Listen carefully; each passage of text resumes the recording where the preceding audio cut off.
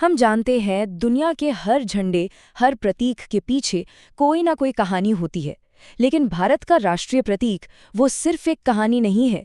वो तो कह सकते हैं एक युद्ध के मैदान से उठी शांति की एक महागाथा है। ये कहानी है एक ऐसे सम्राट की जिसके दिल में जो बदलाव आया वो पत्थर पर हमेशा हमेशा के लिए छप गया। तो सवाल यही है कि इतिहास के सबसे भयानक, सबसे क्रूर युद्धों में से एक की राख से शांति का प्रतीक आखिर पैदा कैसे हो सकता है। ये जो विरोधाभास है ना, यही इस पूरी कहानी का दिल है। तो चलिए इस कमाल की अविश्वसनीय यात्रा में थोड़ा और गहरा उतरते हैं।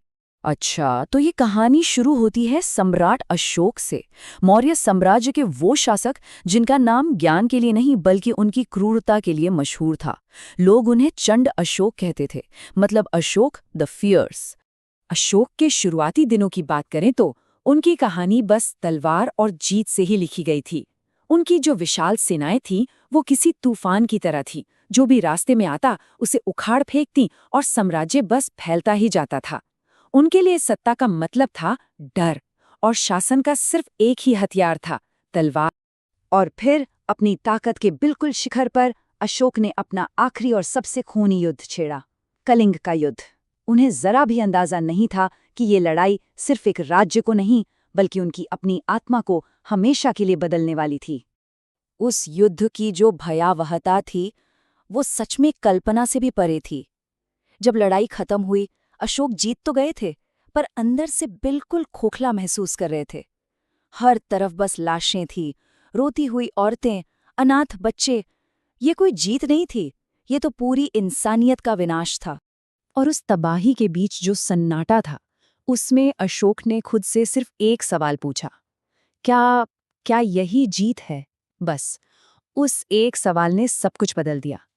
कह सकते हैं कि चंड अशोक उसी पल मर गया था और एक नए इंसान का जन्म हो रहा था।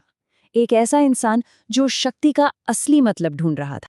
पछतावे की इस गहरी भावना ने अशोक को एक बिल्कुल नए रास्ते पर ला खड़ा किया।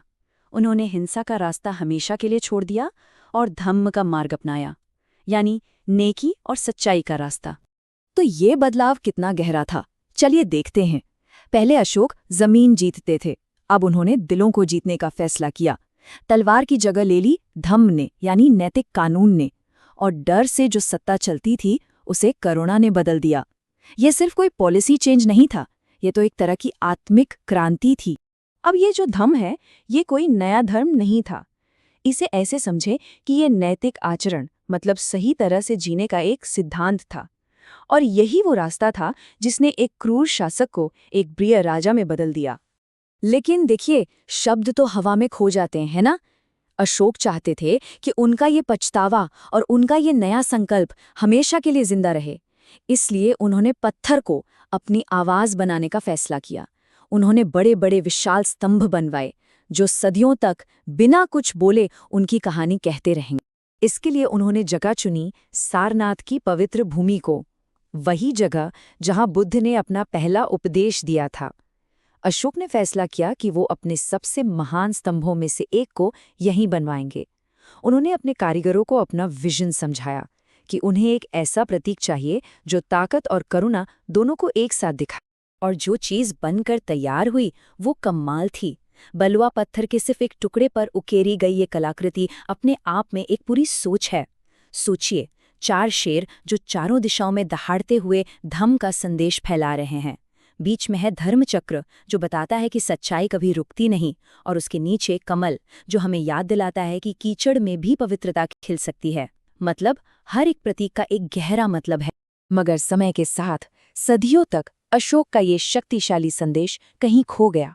साम्राज्य गिरे, स्तंभ टूट गए और ये अद्भुत कलाकृति जमीन के नीचे दफन हो गई।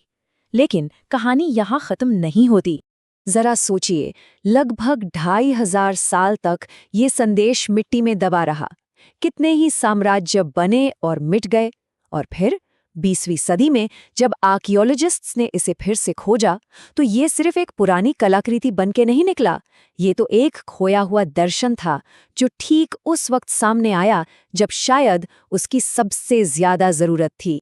जब भारत आज़ाद हुआ तो एक नए राष्ट्र को एक ऐसे प्रतीक की ज़रूरत थी जो इसके शानदार अतीत और एक शांतिपूर्ण भविष्य की उम्मीद दोनों को दिखाए।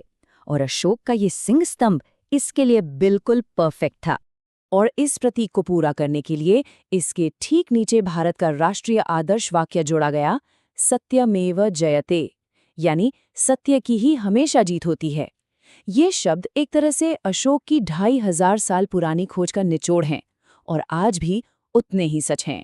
तो आज ये सिर्फ पत्थर का एक टुकड़ा नहीं है, ये हमारे पासपोर्ट पर है, हमारे नोटों पर है, हमारी सबसे बड़ी अदालतों पर अंकित है। ये रोज हमें याद दिलाता है कि एक राष्ट्र के तौर पर हमारे आदर्श क्या हैं: न्याय, साहस और सत्य की कभी न खत्म होने वाली खोज। अशोक ने तो अपना संदेश पत्थर पर उकेर दिया, जो हजारों साल बाद भी हमें प्रेरणा देता है। पर यह हमें सोचने पर मजबूर करता है कि हम आज अपने कामों से आने वाली पीढ़ियों के लिए पत्थरों पर क्या संदेश उकेर रहे हैं।